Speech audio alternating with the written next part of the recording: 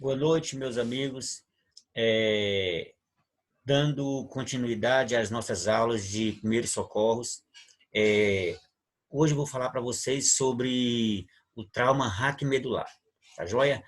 E a gente vai entender um pouquinho como se dá esse trauma, a gravidade desse trauma, localizações anatômicas que são atingidas por esse trauma, tá joia? E nós vamos entender um pouquinho como que acontece o APH, como que vai acontecer, o que nós temos que fazer diante de uma situação de trauma raquimedular, tá joia? E eu vou estar dividindo com vocês a tela aqui novamente para a gente ver os slides da aula. A aula já está postada lá no ambiente online do aluno, tá joia? Então, que vocês acompanhem a aula junto com os slides que já estão todos eles postados lá no ambiente virtual de vocês, tá joia? No aluno online. Então, eu vou dividir com vocês aqui a tela para que vocês entendam é, com mais perfeição, tá joia?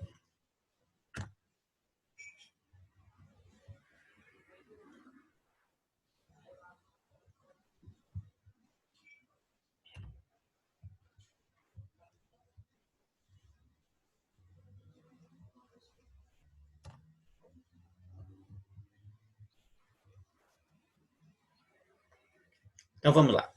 É, Trauma raquimedular.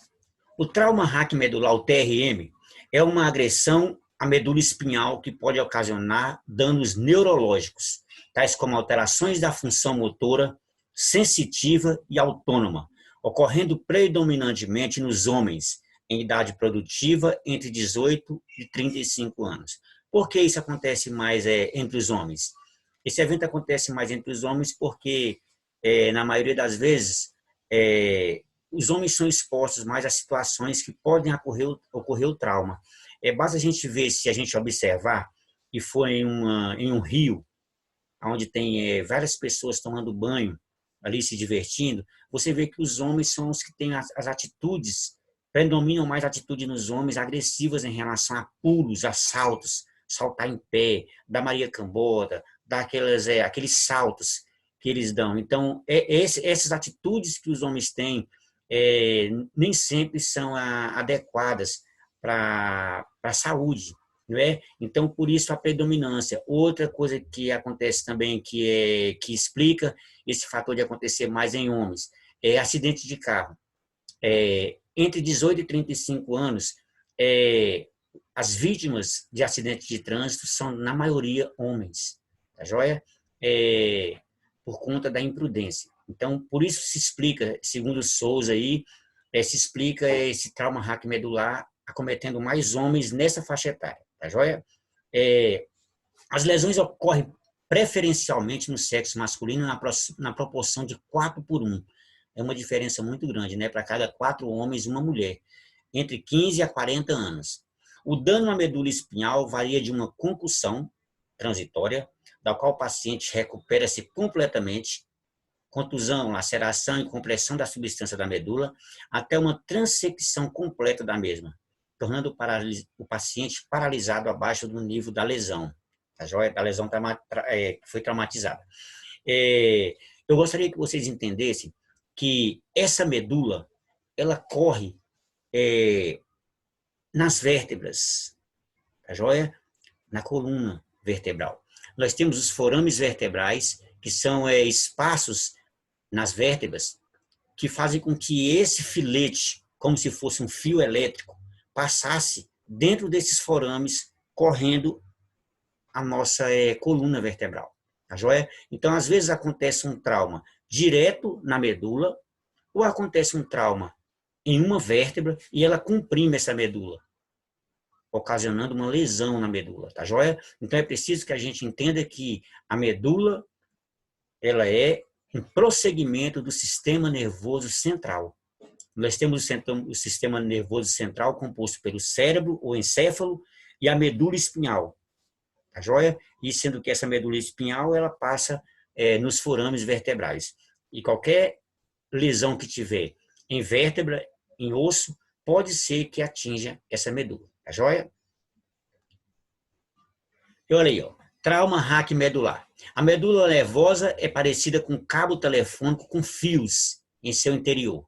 Ela nasce no cérebro e vem descendo por dentro dos ossos da coluna, tá joia? Emitindo um ramo de nervo a cada vértebra. Cada fio que compõe esse nervo vai até um órgão ou músculo levando a informação, ordem, emitida pelo cérebro. Essa informação que a gente fala que esses fios levam, a gente chama ele de sinapse, tá joia? Uma sinapse nervosa. No trauma da coluna, pode haver a fratura de uma vértebra, com grande possibilidade de lesar a medula nervosa, o que irá interromper essa troca de informações. É aquilo que eu expliquei para vocês. Diante de um trauma na coluna, pode acontecer uma lesão na medula, tá joia? Lesionou o osso pode acontecer dele lesionar essa medula que corre dentro dele, tá joia? É a altura da lesão que determina as consequências, sendo que quanto mais alta, mais grave será, tá joia? Assim concluímos que as lesões cervicais no pescoço são as mais graves. Nós temos as vértebras cervicais, as 7 vértebras cervicais. E a gente leva a crer que o quê? As lesões em qualquer vértebra cervical, ela pode ser que danifica a parte motora do indivíduo, tá joia? Ela pode trazer uma sequela irreversível na questão motora. Por quê? Porque as cervicais são as primeiras 7 vértebras. Por elas passam, dentro de cada uma delas, nos forames vertebrais, passa o que nós chamamos de a medula espinhal. Tá joia? Assim concluímos que as lesões cervicais no pescoço são as mais graves. A suspeita de lesão na coluna, em qualquer altura, inicia-se pelo tipo de acidente. Tá joia? O traumatismo raquimedular consiste em uma lesão na coluna vertebral ou medula espinhal, que pode variar de acordo com o grau da lesão e a área atingida. Quando a gente fala coluna vertebral, a gente está se identificando com ossos, tá joia? Na medula espinhal, a gente está falando diretamente do sistema nervoso, tá bom? Central. A lesão na medula pode ser primária ou secundária. Essa questão de ser primária ou secundária explica o que eu falei para vocês anteriormente. Quando a gente fala de coluna vertebral, a gente fala de osso. Quando a gente fala de medula espinhal, a gente fala do próprio sistema nervoso central. A lesão primária é aquela que ocorre diretamente na medula pelo trauma. Pode ser compressiva ou isquêmica. Tá vendo aí? É aquela que ocorre diretamente na medula. Tá joia? Essa aí nós chamamos ela de lesão primária. A lesão primária é aquela que ocorre diretamente na medula pelo trauma, podendo ser compressiva ou isquêmica. Esta ocorre por oclusão ou hipoperfusão de artérias espinhais ou radiculares, enquanto as compressivas ocorrem por compressão das estruturas ósseas e hematomas. Tá joia? Pode acontecer uma lesão ali nas questões de vértebras e elas podem trazer uma compressão na medula que está passando dentro dos forames, tá joia? Os forames vertebrais. O maior risco de potenciais complicações em pacientes ocorre quando existe acometimento da parte neurológica, ou seja, raízes nervosas, nervos periféricos e medula. Quando essa lesão acontece na parte óssea e ela não danifica a questão do nervo, a questão neurológica, aí a gente tem uma questão um pouco mais simples, não tão sem complexidade. Ela tem a seu alto grau de complexidade, mas minimiza um pouco a sequela, tá joia? Agora, se ela é em raízes nervosas, em nervos periféricos e na própria medula, aí já complica pra caramba, tá joia?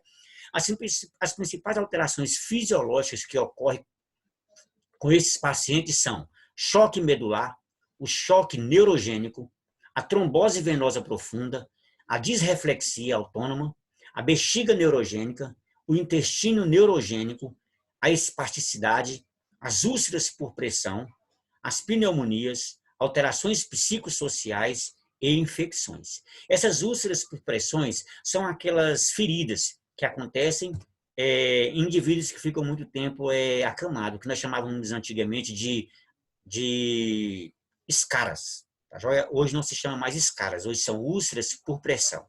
Tá joia? E aí nós podemos ter essas alterações fisiológicas que podem ocorrer diante de um trauma raquimedular. Tá joia? E aí nós temos aí, uma composição anatômica dessa vértebra. Olha o que acontece.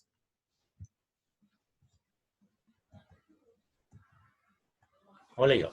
A coluna vertebral é formada por 33 vértebras, tá bom? 33 a 34 vértebras, sendo 7 cervicais, 12 torácicas, 5 lombares e 5 sacrais, ou 4 ou 5 coxígeas. Por quê, pessoal? Porque a região sacral e coxígea, em algumas literaturas, a gente fala que ela tem 5 e dá uma variação para 4 vértebras. A mesma coisa acontece com o cóccix, tá joia? E essa questão de 33 a 34 vértebras é porque depende da literatura que você estiver estudando. E depende também dos critérios de contagem do autor. Tá joia? O autor pode identificar como 5 sacrais ou 5 coxígeas, ou 4 sacrais e 5 coxígeas. Vai depender do critério de contagem dele. A medula espinhal nos adultos possui cerca de 45 centímetros e estende-se desde a altura do atlas, que é a C1, tá joia? Até a primeira ou segunda vértebra lombar. Então, esses 45 centímetros se estende começando na C1, que é a cervical 1, e ela se estendendo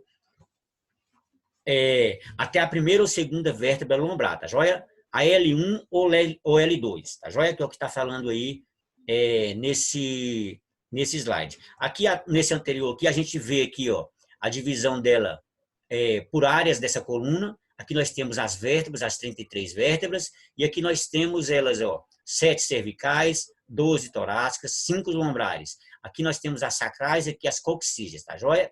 Nós temos esse critério de contagem aí para a gente entender. E aqui nós temos o próprio sistema nervoso central, que aqui é o cérebro, ou encéfalo, chamado de encéfalo, e aqui nós temos esse filamento aqui, ó, que parece com esse chicote aqui, ó, que eles são o quê? Ele é considerado como fazendo parte do sistema nervoso central, que é o encéfalo e a medula espinhal. Essa aqui é a medula espinhal. E aí nós temos as ramificações dela, tá joia? Essas ramificações nós chamamos de sistema nervoso periférico, que são os 31 pares de nervos espinhais, tá joia? Os 31 pares de nervos espinhais são o que nós chamamos de sistema nervoso periférico, se juntando a 12 pares de nervos cranianos que saem desse encéfalo, tá joia? Desse cérebro. Então, nós temos 12 pares de nervos aqui que inervam a região da cabeça e do pescoço, sendo que 2 nervos desses saem para fora da cabeça, que aí é um objeto de um outro dia de estudo, tá joia? Isso aqui é anatomia. Mas eu estou falando para vocês que aqui nós temos o encéfalo e aqui nós temos a medula espinhal, tá joia? É ela que pode ser acometida em qualquer parte dela, em C1, C2 e vai indo até L1 e L2, as extremidades dela, podem ser acometidas em qualquer lugar desse, e qualquer localização dessa vai trazer uma sequela para o indivíduo, tá joia?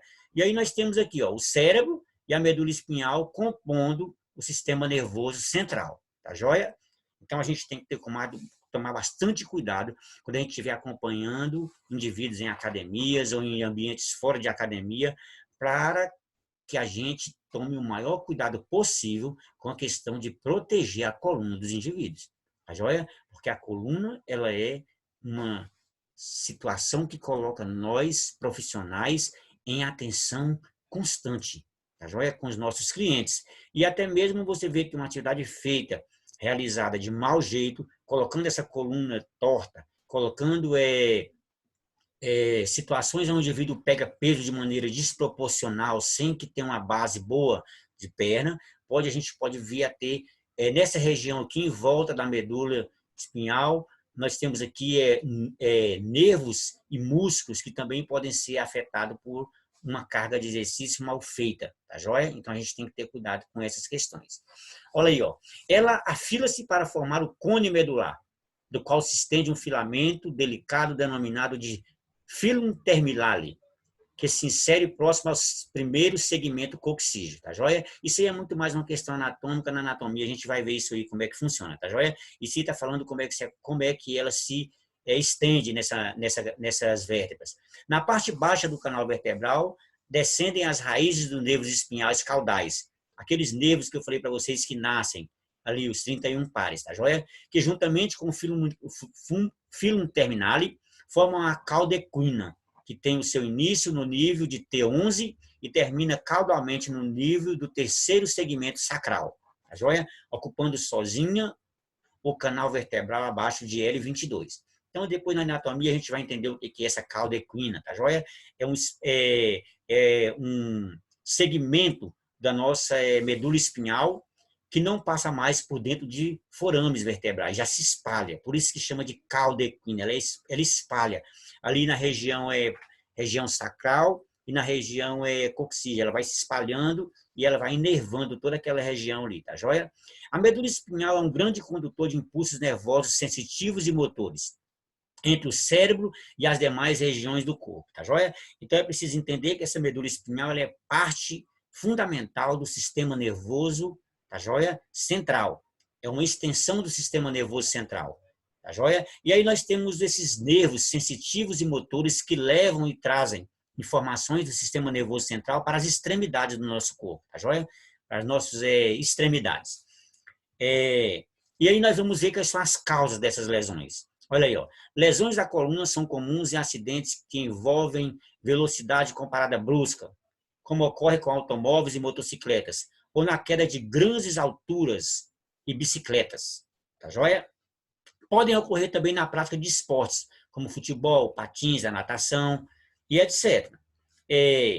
Além disso, são comuns em acidentes automobilísticos, daí a importância do suporte da cabeça nos bancos, que minimiza o chamado chicote em uma colisão traseira. Queda de altura, acidente por mergulho em água rasa e ferimentos por arma de fogo têm sido as principais causas de traumatismo raquimedular. Então, essa queda de altura, acidente por mergulho em água rasa e ferimento por arma de fogo, ela tem sido as principais causas de trauma raquimedular. E aí se explica o alto índice de homens, tá joia? Acometido com esses traumas, tá joia? Manifestações clínicas do trauma. Conforme descrito anteriormente, os sinais e sintomas do TRM dependem do nível da lesão. O comprometimento neurológico, as paralisias ou apenas a diminuição de força muscular, paresia, da mesma forma que as alterações sensitivas, como anestesia, diminuição da sensibilidade e parestesia, formigamento, amortecimento e etc. Ocorre geralmente abaixo do nível da lesão. Tá joia? Isso aí são o quê? São sequelas de alguém que pode ter sofrido um trauma na região da medula. Tá joia? Pode acontecer isso que está aí acima falando, ó, uma diminuição da força muscular, que a gente chama de paresia. Tá joia? Da mesma forma que as alterações sensitivas, como anestesia, os membros começam a ficar anestesiados, sem sensibilidade, tá joia? E formigando, tá joia? Isso aí são o quê? São sintomas de quem sofreu um trauma raquimedular. E aí nós temos os sinais, olha aí, ó. Deformidades, e aí nós trabalhamos nessa questão aqui com sinais e sintomas. Isso aqui são os sinais. Deformidades, inchaço, laceração ou contusão, paralisia e anestesia, incontinência urinária e fecal. Geralmente os indivíduos que têm trauma na medula, eles apresentam essa questão aí da constipação, que a gente chama, da incontinência fecal e urinária. A barriga dos indivíduos, a questão aqui do abdômen fica bem inchada, bem grande, porque vai acumulando líquidos ali dentro, as próprias fezes, tá joia? Então, a gente tem isso aí como sinais. E olha os sintomas: dor, formigamento, amortecimento ou fraqueza, tá joia? Principalmente em membros, tá joia? Em membros inferiores e membros superiores. Dor com movimentação, quando você movimenta o local, você sente dor. Dificuldade de respirar. Por quê? Porque o sistema nervoso tem um papel fundamental na respiração. Tá joia? Dificuldade para andar, isso nem se fala, né? Porque ele controla os nossos movimentos, tá joia? E o que fazer? O que tem que fazer o profissional que estiver trabalhando com o cliente diante de uma situação de trauma raquimedular? O que a gente tem que fazer? A primeira coisa, pessoal, é chamar o resgate, tá joia? Porque a gente precisa entender que os traumas na coluna, eles são perigosíssimos em se tratando de aumentar as sequelas se o resgate for mal feito, se ele for mal sucedido. A gente tem que tomar bastante cuidado com a questão até mesmo de fazer o transporte do indivíduo, porque pode piorar a situação dele. Olha aí, ó, imobilizar o pescoço e a coluna ou impedir que a vítima se movimente até que chegue socorro especializado. Diante de uma situação dessa aí, se você não tem condições, não tem conhecimento suficiente para desenvolver o APH, é bom que você sinalize o local, tranquilize a vítima, tentando manter contato com ela, e você, se você não tem domínio das formas de resgate, você não faça nada, porque você vai piorar a situação do indivíduo, tá joia? Não vão fazer nada, é o que eu estou falando para você, é tirar a vítima do local, colocar dentro de carro e levar para o hospital, não é assim que procede, tá joia? Tem que haver tem que imobilizar o pescoço, imobilizar as vértebras cervicais, tá joia? Existe um protocolo para que isso aconteça, não é só pegar e levar. Olha aí, ó, avaliar o nível de consciência, tá joia? Tem que ver a que ponto que esse indivíduo está consciente, e aí a gente pode fazer aqueles testes de dor, fazer pergunta para ele, tá joia? Perguntar para ele nome do pai, nome da mãe, data de nascimento, e ver se ele está consciente. E ali você já vai tentando ver se você colhe dele alguma informação, quanto a número de telefone, que possa ele ajudar para a gente estar avisando a família, ver se a gente consegue tirar alguma coisa dele nesse sentido já também. Avaliar e cuidar dos demais ferimentos. E das hemorragias, claro, nós já tratamos em aulas anteriores, que as hemorragias precisam ser contidas o mais rápido possível, tá joia? E a gente precisa tomar bastante cuidado que, diante de uma situação dessa aí, o paciente geralmente fica inquieto. Ele quer levantar, se ele der conta, se ele tiver condições físicas para isso, ele quer levantar, ele quer andar. Então, a gente precisa fazer com que esse indivíduo fique paradinho, quieto, esperando o resgate, tá joia? Ou então que a gente chame mais pessoas e, diante de uma situação de ter um colar cervical, a gente já fazer os procedimentos corretos para minimizar as sequelas, tá joia? O que não fazer? Olha aí, ó. Não transporte ou movimente a vítima sem que haja real necessidade, tá joia? Isso aí a gente está acostumado a ver em ruas, diante de um acidente de carro, diante de um acidente de moto, a vítima fica lá, o socorrista que está ali prestando o APH, ele fica em volta dele, pede para alguém sinalizar, pede para alguém ver se consegue entrar em contato com o SAMU ou com o Corpo de Bombeiro, tá joia? Porque a gente precisa tomar algumas atitudes para que minimize as sequelas. Não ofereça alimentos ou bebidas, mesmo que esteja consciente. Ela pode tornar-se inconsciente, vomitar e aspirar o vômito. E nós temos um quadro piorado aí, até mesmo de questões de pneumonia, tá joia? Então, pessoal, o que eu queria falar para vocês sobre o acidente, as questões de lesões raquimedular, os traumas, tá joia? Raquimedular, são esses slides que nós trabalhamos agora, tá joia? A gente precisa tomar bastante ciência quanto a isso. Eu vou voltar um pouquinho aqui para vocês no sistema nervoso, para explicar para vocês uma questão do sistema nervoso que eu acho fundamental que vocês entendam a questão do sistema nervoso diante de uma lesão dessa, tá joia? Por quê? Porque nós temos as questões que nós temos que tomar alguns cuidados também se tratando dos nossos clientes, tá joia? Então, quando a gente aprende durante algumas aulas sobre anatomia, é preciso que durante essas aulas a gente mantenha o máximo de concentração possível para que a gente entenda essa questão anatômica, para que a gente entenda mesmo o que a gente tem que fazer em situações que nos colocam em risco. Então, a gente precisa conhecer o corpo humano para que a gente consiga desenvolver as nossas atividades com eficiência e com eficácia, tá joia? E eu quero explicar para vocês um pouquinho aqui sobre essa questão do sistema nervoso, tá joia? Porque como ele tem a ver com trauma raquimedular, é preciso que você entenda esse sistema nervoso, tá joia? Como é que isso acontece? Como é que essa distribuição dele? E aí eu quero que vocês entendam o seguinte. Olha aqui, ó. Aqui nós temos a parte do cérebro, tá joia? O encéfalo, e aqui nós temos a medula espinhal, tá joia? Desse encéfalo partem desse encéfalo 12 pares, que nós chamamos pares de nervos cranianos. Tá joia? Se vocês quiserem dar uma lida sobre isso aí, sobre o sistema nervoso central e o sistema nervoso periférico, é muito bom que vocês já comecem a dar uma olhada para que vocês entendam esse corpo humano nessa complexidade toda. Então, nós temos aqui, ó, o encéfalo, tá joia? E nós temos aqui descendo a medula espinhal, que é esse chicote aqui, ó, tá joia? Como eu falo lá em slides anteriores, parecendo mais aqueles cabos de fio telefônico, cheio de fiozinhos dentro.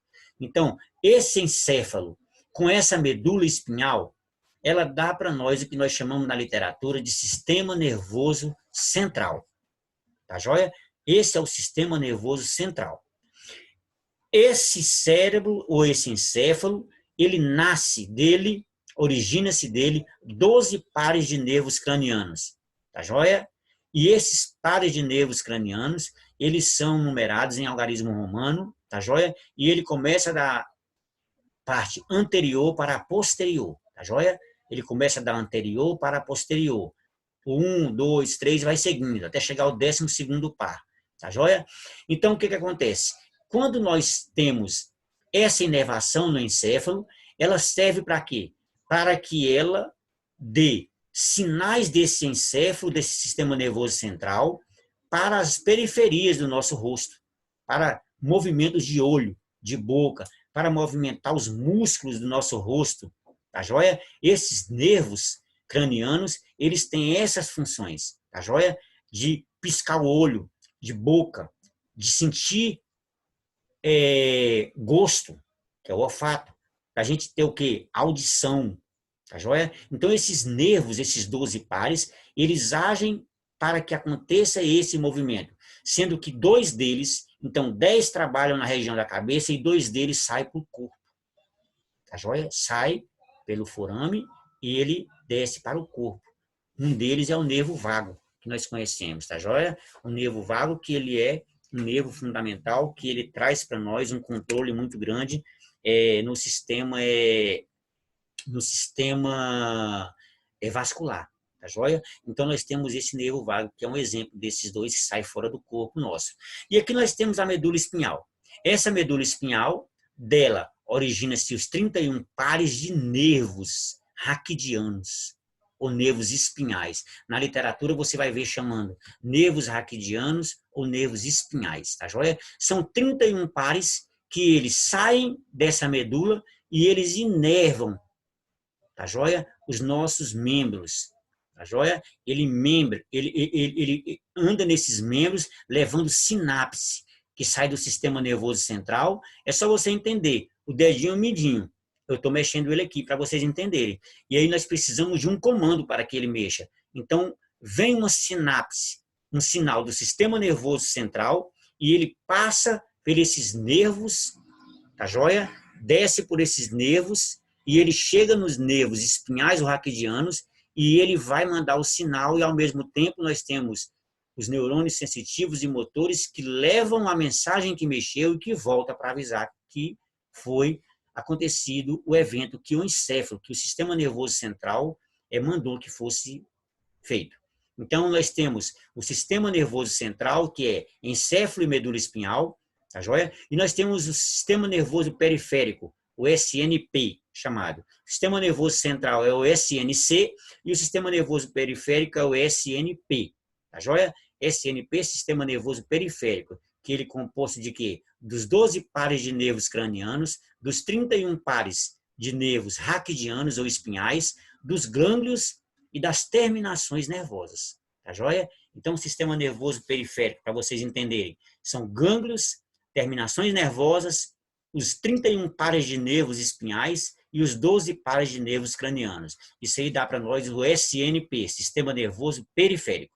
E o sistema nervoso central é o encéfalo mais a medula espinhal, tá joia? E aí, eles se espalham. Olha aqui, ó. Nós temos a coluna vertebral e esses nervos, eles se espalham dentro dela. Cada uma delas tem um forame, tá joia? E esses forames são para que aconteça a passagem dessa estrutura do sistema nervoso central dentro dessas vértebras, no forame tá joia? Que tem aqui dentro. Então, aqui dentro dos forames, passa ela e ela se estende, tá joia? Até a L1, L2.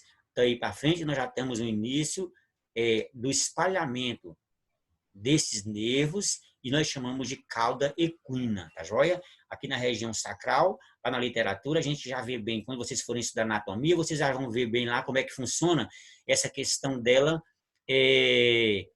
dela espalhada aqui na região do saco e da região do cóccix, tá joia? Mas o que eu quero que vocês entendam é que uma lesão numa medula, ela pode ser diretamente na medula, que a gente fala e classifica entre primária e secundária.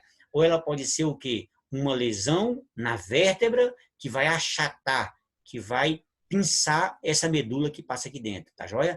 E aí nós temos aqui, ó, L1, L2, L3, L4, L3, L4, L5, L6, L7, tá joia? Nós temos o quê? As lombares, que elas vão o quê? Olha aqui, ó, até a 5.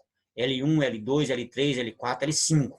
Nós temos as torácicas, T1, T2, T3, T4, T5, T6, T7, T8, T9, T10, T11, T12. E aqui nós temos as cervicais, que são essas aqui, ó. As cervicais, elas são 7, tá joia? Então nós temos C1, C2, C3, C4, C5, C6, C7, tá joia? Aqui nós temos 7 vértebras cervicais. Aqui nós temos as torácicas, que são 12, nós temos as lombares, que são 5, e nós temos as sacrais, que podem ser 5, nós temos as coxígeas, que pode ser 5 ou pode ser 4, dependendo do critério de contagem do autor. E aí nós temos essa medula espinhal passando dentro dessa coluna vertebral, tá joia? Então, por isso que nós temos que tomar bastante cuidado com a questão de proteger a coluna dos nossos clientes. Nós somos profissionais de atividade física e nós não podemos trazer dano para os indivíduos.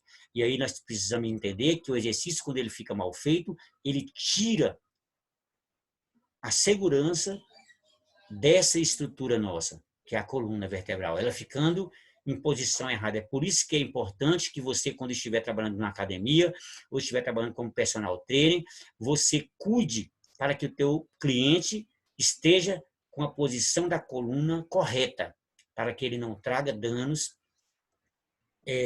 à questão de estrutura dele, tá joia? E a coluna, muitas são as vezes que nós vemos indivíduos afastados do trabalho por questão da coluna, tá joia? E aí nós não podemos trazer mais um dano para os nossos clientes na academia, trazer mais um dano em questão muscular, que é recoberta toda essa área aqui por músculos, tá joia?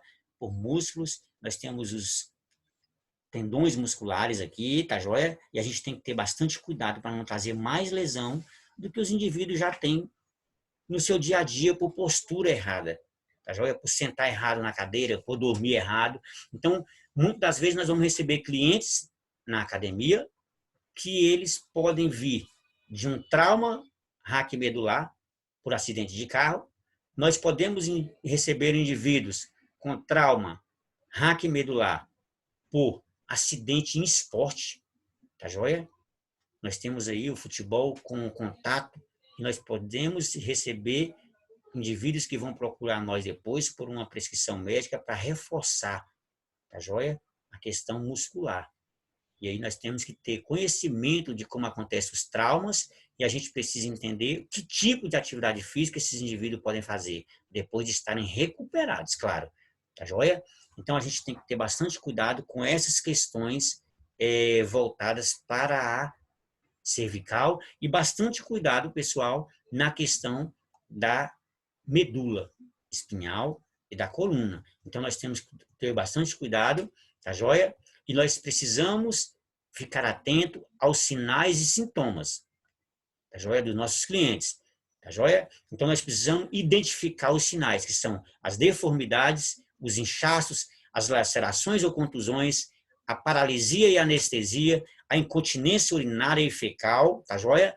E aí nós temos os sintomas, que é a dor, formigamento, amortecimento ou fraqueza, dor com movimentação, dificuldade de respirar, dificuldade para andar, tá joia? E aí o que a gente tem que fazer, reforçando para vocês aqui, ó. Primeira coisa é chamar o resgate. Os traumas raquimedulares não são capazes de ficar esperando muito tempo, tá joia? Porque a gente pode ter até mesmo uma interrupção da questão da respiração do indivíduo.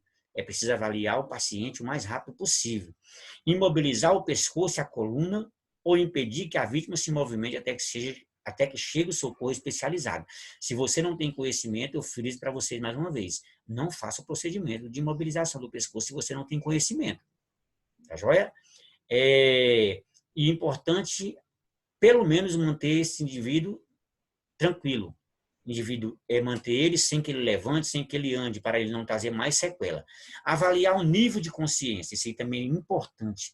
Se possível for, comunicar com o indivíduo, tá joia? E ficar acalmando, conversando com ele e tentando deixar esse indivíduo acordado, tá joia? Avaliar e cuidar dos demais ferimentos, hemorragias e etc. Então, isso aí a gente tem que ter bastante cuidado. E frisando mais uma vez o que não devemos fazer. Não transporte ou movimente a vítima sem que haja real necessidade. Tá joia? É preciso avaliar.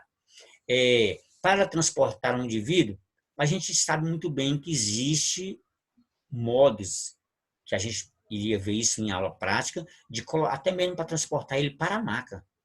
Tá joia? Até na maca é preciso saber como faz isso, para colocar ele do chão para a maca. Tá joia? Do chão para a prancha. Tudo isso aí tem os métodos corretos. Não oferecer alimento e bebida. Às vezes ele pode pedir água. E aí é preciso que a gente tome cuidado, porque esse indivíduo não está com os reflexos dele, todos eles tranquilos, para que aconteça de dar para ele líquido, para ele tomar, tá joia? Pode piorar a situação dele, tá joia? Então, pessoal, o que eu queria que vocês estudassem nessa aula de hoje era o trauma raquimedular, a gente ficar bastante atento com essas questões, tá joia? Eu tratei aqui com vocês dos traumas, e aí você pode perguntar, professor, e a questão do sistema nervoso em relação à nossa atividade, indivíduos que sofreram lesões no sistema nervoso, mas não por trauma, e sim questões clínicas que nós chamamos, que nós temos as lesões traumáticas e as lesões clínicas. As lesões traumáticas são essas que eu passei para vocês aqui agora, e as lesões clínicas são aquelas ocasionadas pelo AVC ou pelo AVE. Isso aí é objeto de estudo de uma outra aula, tá joia?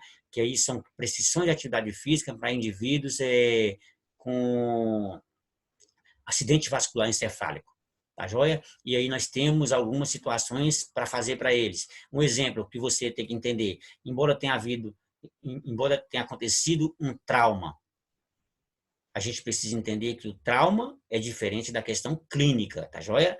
O trauma pode ter sido por uma pancada, por uma parada brusca. A questão clínica, ela pode ter sido o rompimento de uma veia na questão do sistema nervoso. E aí a gente pode ter uma sequela do sistema nervoso central por um rompimento de veias, tá joia? De arteríolas, de artérias, tá joia? Nesse sistema. E a gente pode ter um dano, sequela ocasionado por essas questões clínicas, tá joia? Que nós classificamos do AVC. Então, é preciso entender que por exemplo, para que você vai colocar um colar cervical no indivíduo que tem uma lesão encefálica? Por questões clínicas, se ele sofreu foi só um AVC. Só levando em consideração a gravidade do caso em relação a um trauma. Então, em um você vai colocar o colar cervical, no outro não tem nada a ver de colar cervical. Tá joia? Um foi por questões clínicas e o outro foi por questões traumáticas. Então, quando você for falar aí de lesões no sistema nervoso, entenda ela de duas formas. Nós temos as lesões traumáticas e nós temos as lesões clínicas, tá joia? Então, o que eu queria explicar para vocês era isso sobre a trauma raquimedular, e na próxima aula a gente dá continuidade sobre o próximo tema nosso, tá joia? Eu já estou postando para vocês todos os conteúdos no Aluno Online, tá joia? Então, essa aula de hoje era sobre trauma raquimedular, TRM, e ela está aqui dada para vocês, e eu vou postar lá no canal do YouTube. Entrem lá, se inscrevam, assistam a aula, tá joia? E a gente, semana que vem, a gente vai tratar de uma aula no Zoom online, tá joia? Muito obrigado e uma boa noite para vocês.